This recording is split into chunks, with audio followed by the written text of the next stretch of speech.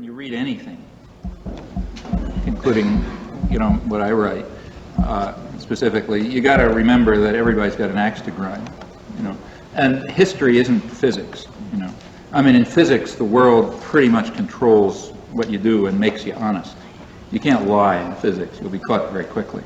But history isn't like that. You can lie for a long time and nobody will ever catch you. The reason is that the intellectual structure of the field is not such that you got the real constraints of the outside world. So you pick and choose. You pick and choose from a mass of stuff, and you pick what you think is important. And there's a lot of subjective judgment, and there's a lot of ideology, and that should be understood. What that means is that anything that you read, I try to be as upfront as I can be about where I stand. There's also something called objectivity, which is a total fraud, and what that means is accepting the ideology of the established system. That's called objectivity. But you should recognize where somebody's coming from and what they think is important and what their values are and what they're looking for and so on and so forth, and then you got to compensate for it. And there you just have to rely on your own intelligence and understanding. There's no answer, and that's no matter what you read. That having been said, there are 2 points that ought to be made. One point is that the mainstream indoctrination system happens to contain a lot of information. It does for 2 reasons. For one thing, because there are people who have to know the facts, like business.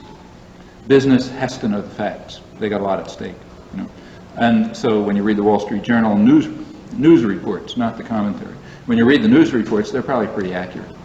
And the same is often true in the New York Times news reports. Now you've got to know how to read them, So you have to read defense of South Vietnam as attack against South Vietnam, and things like that. But once you understand how to read them, then you can get a lot of information out of them. And of course, you've got to read carefully. Like you have to compare today's lies against yesterday's lies. Or for example, you read government denials. When you read government denials, you're often learning what in fact happened. Quite typically, they will not refer to an event, but they'll refer to the government denial of it, and then you check back, and you find it happened, and so on. So there's all sorts of techniques for penetrating the major media. On top of that, you're of course better off if you read widely. So if you can say read, for example, the Manchester Guardian, even the weekly edition, you will learn things about, say, Central America that you won't read in the American press. It's like the British press. It's not because Britain is such a wonderful country. It's just that they don't happen to be the guys who are committing the crimes in Central America, so therefore they can write about them more openly. If you read journals like, say, The Nation, especially people like Alex Coburn, you'll learn an awful lot that will never be in the American press, or even if it's there, nobody's going to understand it.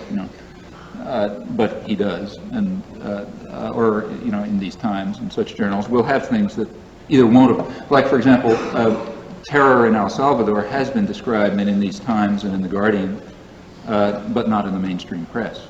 That's always been true. At the time of the Tonkin Gulf incident, for instance, which was a real turning point in the war, total fraud. The government claimed that American ships had been attacked, and that was the start of the big attack in Vietnam. The mainstream press bought it 100%, but the Guardian didn't, and told the truth, in fact, and that turned out to be the truth. I mean, the New York Guardian. Of course, you always read those things with skepticism, like anything. But nevertheless, there are times when they'll report things that the mainstream press won't report, or they'll understand things that the mainstream press won't understand. But ultimately, I don't think there's any substitute for just diligence and intelligence and skepticism, a lot of skepticism. Now, see, that's one of the ways in which people are kept ignorant.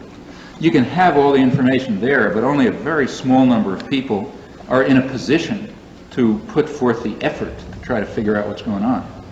You have to be very privileged, quite privileged, before you can even do this. You have to have resources, you have to have training, you have to have time, you have to have all sorts of things that most people don't have in order even to be able to figure out what's going on. That's one reason why the country is sort of safe in having a lot of information available. Only very few people are going to be able to get at it. And, that's why you need organization. I mean, if you can group together in organizations, you can do what individuals can't do. That's crucial. That's one reason why the United States has always attempted to block things like political parties or meaningful organizations in which people can participate, because that's the way in which isolated individuals can overcome the lack of resources, the only way.